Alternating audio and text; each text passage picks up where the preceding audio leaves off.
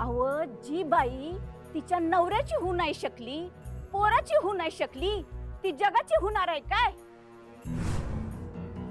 आणि ही भुवनेश्वरी सूर्यवंशी नाव लावतीया। अहो ती खरी सूर्यवंशी हाय का ते तरी विचारा की।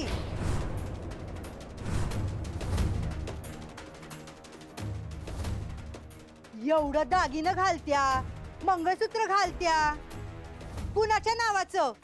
चारू हा सूर्यवंशीचा?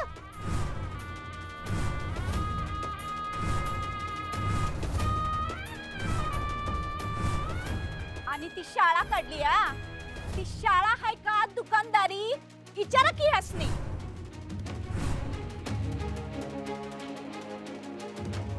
एकीकडं शिक्षणाला नाव ठेवायची आणि एका बाजूला शाळा उघडायची। शाळा कसली, दुकान हाय ते। अव नवऱ्याला औषध चारून चारून येड लावलं होतं या बाईनं। नवराच नाही येत म्हणा ते ह्यांचा। मग काय यांना वाटणार आहे त्यांच्याबद्दल माया? नाहीतर काय?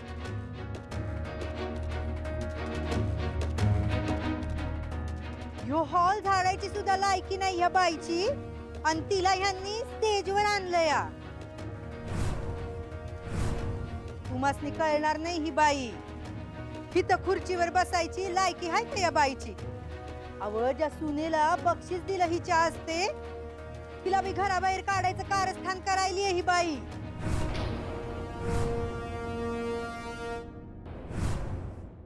याच्यात काही औषधं लिहून दिलेत आणि मलमी लिहून दिलेत। हाताची हालचाल फार करायची नाहीये, कळलं का? वजनही अजिबात उचलायचं नाहीये। डॉक्टर हाताची हालचाल नाही म्हणजे मी कामावर असतो तिकडे, थोडी हालचाल तर होणारच ना। ए कामाचं पडलं होय तुला? बरं हो आधी, मग बघूया कामाचं। या ठेवणी खर्च येऊ। हे औषधं वेळेत घ्या। अगदीच काय वाटलं तर आपण हाताचा एक्सरे करून बघूया। चालते चालते, मग आता गेलं तर चालते ना आम्ही? हो हो पैसे इथे द्यायचं का बाहेर काउंटरलाच ना? अरे थांब, तू कशाला भरतो? मी भरतो। चल तू आधीच, चल चल। भुवनेश्वरी हाय हाय, भुवनेश्वरी हाय हाय, भुवनेश्वरी हाय हाय, भुवनेश्वरी हाय हाय। ह्यांच्या हस्ते तुम्ही बक्षीस समारंभ करणार होता ना व? आता तुमच्या या प्रमुख पाहुण्यांचा आम्ही कसा सत्कार करतो ना ते बघाच तुम्ही। थांबा ताई, शांत।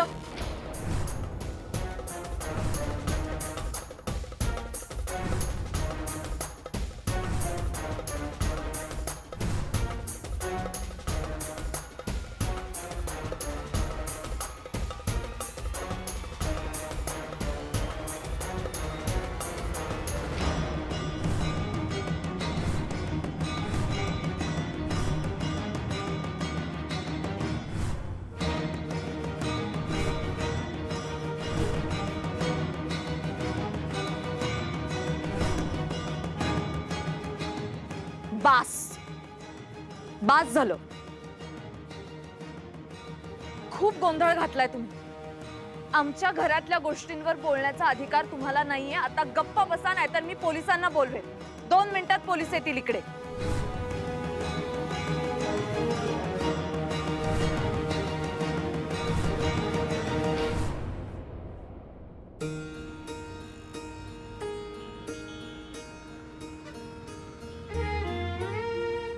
ऐक माझं, मी रिक्षाने जातो घरी, तू जा। डोसक्यावर पडलीस काय ओंक्या? चल की मर्दा, सोडतो तुला घरला, चल। अरे ऐक माझं, तू जा कार्यक्रमाला। अरे तो बक्षीस समारंभ संपला असेल, आता तू कशाला लोड घ्यायला? चल की। अरे भावा, नसेल संपला, अक्षरा रागवेल तुझ्यावर। जा तू, ऐक माझं। नाही नाही, त्या काय राग, तुला उलट जर मी असं सोडून गेलो ना तर ते जास्त रागवतील माझ्यावर। चल तू मस्त घरला जाऊन आराम कर, तू तुला सोडतो घरला। ऐक माझं, कार्यक्रम संपला नसेल अजून, आणि तू जा रे तिकडे आज। अरे आज आनंदाचा क्षण आहे, तू पाहिजेस अक्षरासोबत। आणि सॉरी, माझ्यामुळे तुला वेळेवर जाता नाही आलं। गबरे, तुझी तब्येत महत्वाची मर्दा, बाकी काय महत्वाचं नाही आता। चल घरला चल. एक काम कर, पाहिजे तर गाडीत बसल्यावर तू शिवानी वहिनीसनी फोन लाव. काय विचारते असली बक्षीस समारंभ अजून चालू आहे का संपलाय, मग आपण ठरवूया काय ते. चल चल चल आता चल, पहिलं घरला चल. काय म्हणालात तुम्ही? ह्यांनी कारस्थान केलंय मला घरातून बाहेर काढण्यासाठी. वय वय केलंच की. नाही का ग, माहिती केलंय, होतं की मग काय केलंच की. एक मिनिट थांबा थांबा, शांत व्हा. तुम्ही फक्त त्यांच्यातली सासू बघितली, त्यांच्यातली आई दिसली तुम्हाला? आणि काय काय म्हणाला तुम्ही? स्वतःच्या मुलाची त्या होऊ शकल्या नाही. अधिपतींवर जेवढा जीव आहे ना मॅडमचा, तेवढा कुठल्याही आईचा तिच्या मुलावर असल्याचं माझ्या बघण्यात तरी आलेलं नाहीये.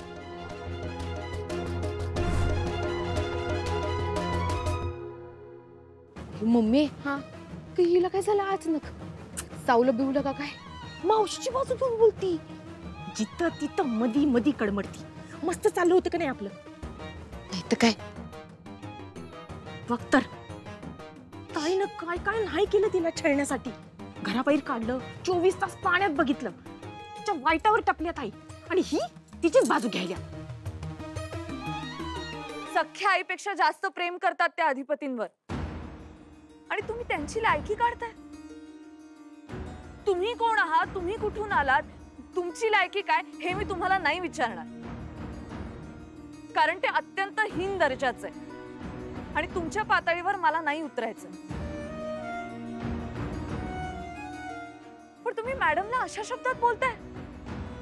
हो, मॅडमनी आजपर्यंत इतक्या लोकांना सढाळ हाताने मदत केली आहे. त्या लोकांना जाऊन विचारा त्यांची काय योग्यता आहे ती. साधी गोष्ट आहे, एखादा साधा शेतकरी जरी अडचणीत असेल ना, तरी बियाणांपासून ते पिकांच्या कापणीपर्यंत मॅडम त्यांच्या पाठीशी खंबीरपणे उभ्या राहतात.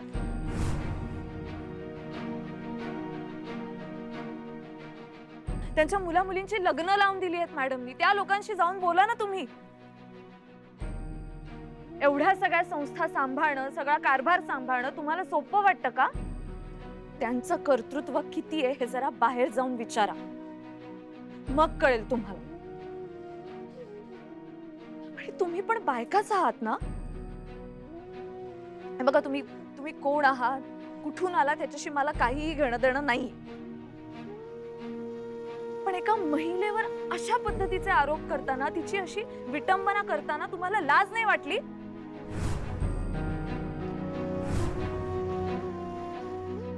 आणि अजून काय म्हणाला तुम्ही? हा, घरावर नागिणीसारखं वेटोळं घालून बसल्या त्या. तुम्हाला माहितीये, फक्त अधिपतींच्या प्रेमामुळे त्या घरात थांबल्या.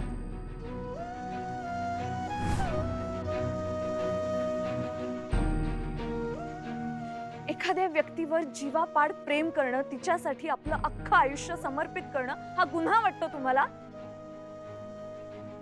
हा गुन्हा वाटतो? चारुहा सूर्यवंशी म्हणजे माझे सासरे यांच्या बायकोच्या अधिकाराने नाही, अधिपतींच्या आईच्या अधिकाराने ते या घरात राहतात. माझे सासरे जरी त्यांना बायको मानत नसले तरी अधिपतींनी त्यांना आई मानलंय. तो अधिकार त्यांनी दिलाय मॅडमला. आणि मुळात आमच्या घरातल्या गोष्टींवर बोलण्याचा अधिकार तुम्हाला कोणी दिला?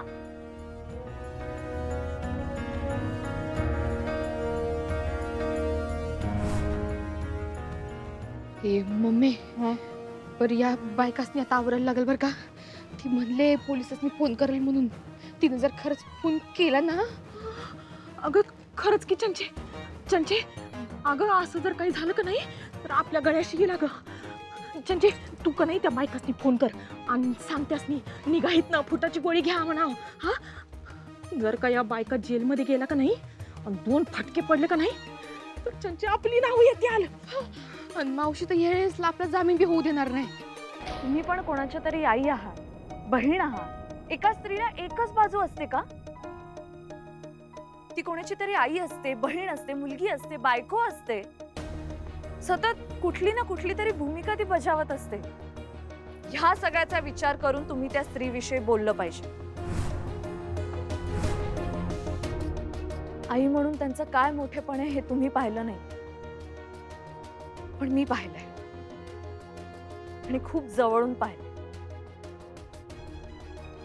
सगळ्या चौकटी ओलांडून त्यांनी स्वतःच्या बहिणीला, तिच्या मुलीला आयुष्यभर सांभाळलंय. चंचे तू ती कुठती बाई ग ती हातरडी तिला फोन कर लवकर लवकर. हे कोण करतं सांगा तुम्ही मला. पण आम्हाला हे कळलं ना की तुला काय झालंय ग. अगं छळ छळ छळते तुझी सासू तुला. कुणी छळ केला माझा? आणि हे हे हे सगळं कोण सांगताय तुम्हाला? हे बघा, आमच्यात जे काही मतभेद आहेत, वाद आहेत, ते तात्विक आहेत आणि तरीही त्याबद्दल बोलण्याचा तुम्हाला अधिकार नाही. आमच्या घरातल्या गोष्टी आहेत ह्या.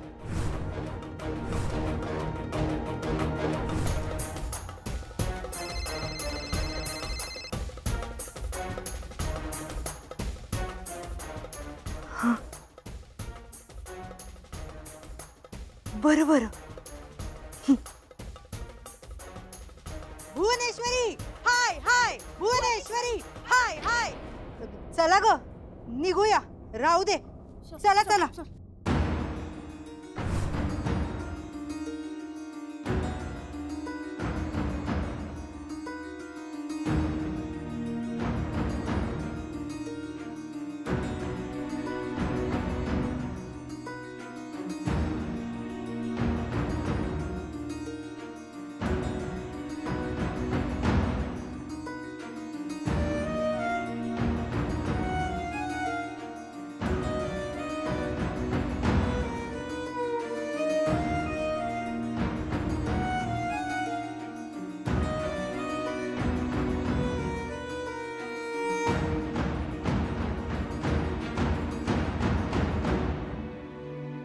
कोण होत्या त्या बायका? किती गोंधळ घातला त्यांनी. मॅडम आम्हालाही माहित नाही कोण होत्या त्या. मॅडम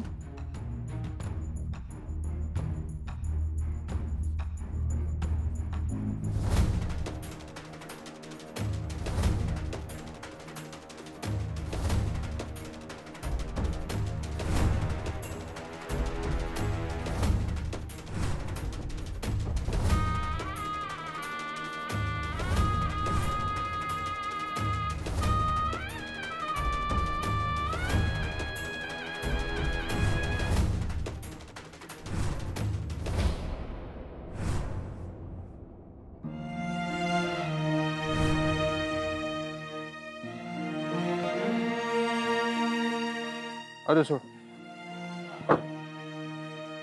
भावा मी जाईन घरी. तुझा कार्यक्रमाला आधीच उशीर झालाय तुला. नाही नाही मी सोडतो तुला सर.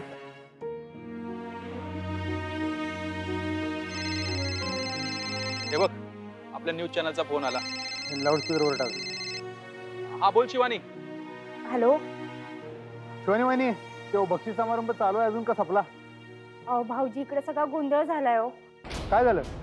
अहो कोणीतरी बायका आल्या होत्या आणि आपला बक्षीस समारंभ थोरल्या सरकारांच्या हस्ते होता ना. ह्या बायका थोरल्या सरकारांविषयी खूप काही बोलल्या. हो कोण बायका? माहित नाही कोण बायका होत्या त्या, पण खूप ऐकवलं हो त्यांनी थोरल्या सरकारांना. वाटेल तसं बोलल्या त्यांना आणि त्यांच्या अंगावर चप्पल सुद्धा फेकली. हो कुणाची हिम्मत? कोण होत्या? काय माहित कोण होत्या त्या बायका, पण सगळा गोंधळ झालाय. हो इकडे आईसाहेब कुणीकडे आहेत आता? त्या बायका गेल्यानंतर थोरल्या सरकार पण निघून गेल्या. हा शिवानी फोन ठेव. भावा तू जा, मी जाईन घरी. भावा नीट जा आणि ड्राईव्ह सेफ.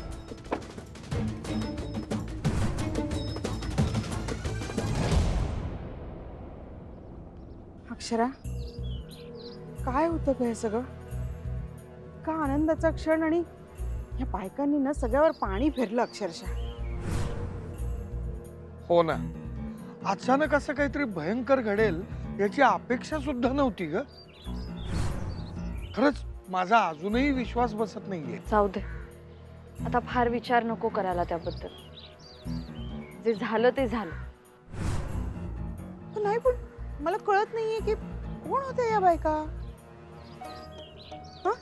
काय संबंध आहे यांचा आणि कशा बोलत होत्या बघितलं ना. मला एक कळत नाही, तुमच्या घरातली खडा न खडा माहिती त्या बायकांना कशी काय ग? कसं वाटलं असेल ग भुवनेश्वरी मॅडमना? चार चौघांमध्ये सगळं. पण अक्षू, तुझी बाकी कमाल आहे.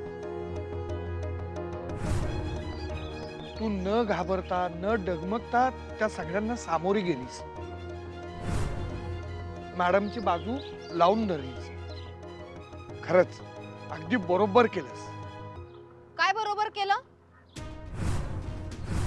त्या बायका जे म्हणाल्या ते बरोबर आहे. इरा, काय बोलतेस तू? खरं तेच बोलतीये. कुठल्या अधिकाराने राहतात ग त्या घरामध्ये आणि मालकीण म्हणून मिरवतात? इरा, अगं हा त्यांचा वैयक्तिक प्रश्न आहे आणि त्या बायकांना तरी काय गरज आहे का बोलायची? बाबा, कोणीतरी हे बोलायलाच पाहिजे होतं. केवढा माज आहे त्यांना, समोरच्याची काही ठेवत नाहीत त्या बोलताना. बरं झालं जशास तसं उत्तर मिळालं त्यांना. इरा, वाटेल ते बोलू नको. माझं तोंड तू बंद करणारच ग. पण कसं आहे, कोंबडा झाकला तरी दिवस उजाडायचा राहत नाही. जगाला काय सत्य तेच कळालंय. इरा, बास, खूप बोललीस. दुसऱ्यांची तोंड बंद करता येत नाही म्हणून माझं तोंड बंद करायचं नेहमीच हिचं. इरा, इरा थांब बघ. अहो, जाऊ दे तिला. नवीन आहे का हे? नेहमीच झालंय तिचं. अक्षरा, तू मात्र आता घरी जा हं बाळा, कारण तुझी गरज आहे ग घरी. हो, तुम्ही नका टेन्शन घेऊ, होईल सगळं व्यवस्थित. माझा विश्वास आहे तुझ्यावर आणि आज तो आणखीन वाढलाय. अक्षू, आणि काहीही लागलं ना तरी आम्हाला फोन करा बाळा, बरं का? ठीक आहे. चल, येऊ का आम्ही? हो. चला बघू ती इरा कुठे. चष्मा वगैरे घेतला का सगळं? हो हो. हा.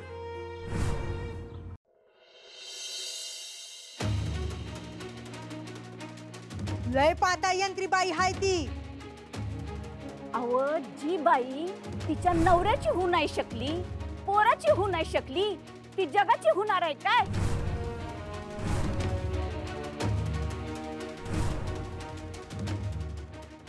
माझे सासरे जरी त्यांना बायको मानत नसले तरी अधिपतींनी त्यांना आई मानलं.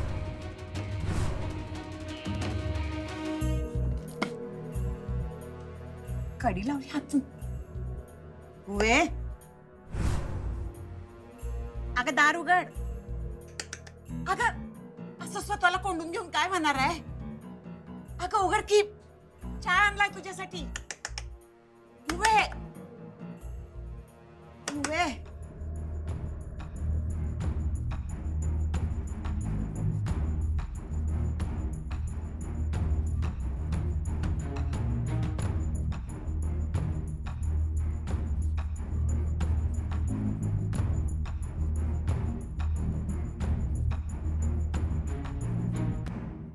मग एवढं मनाला लावून घेऊस. चहा आणलाय, पी, बरं वाटेल तुला. नग अगं नग तेच तेच दळत बसू. समदे हिच्या डोक्यातून काढून टाक. कसं काढून टाकू? कसं काढून टाकू आई? त्या बायका काय काय बोलल्या आम्हासनी, काय काय फेकून मारलं.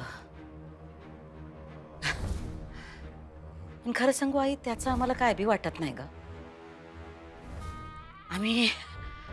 आम्ही त्याचा विचार नाही करत होत. मग अगं इतका वेळ कसला विचार करत होतीस? सुनबाई. हा, सुनबाईंचा विचार करतोय.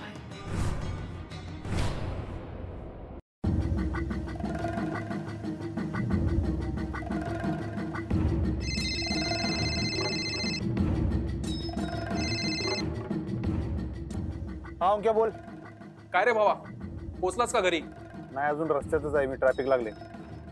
भावा, मॅडम कशा आहेत? काही समजलं का? फोन झाला का? अरे नाही रे, दोघी मी फोन उचलणं झालेत माझा. काय कळ ना. आई साहेबांनी भेटल्यावरच कळेल काय ते, त्याशिवाय काही चैन पडणार नाही. पोचीन मी आता थोड्या वेळात. चल ठेवतो. चल. बरं भावा,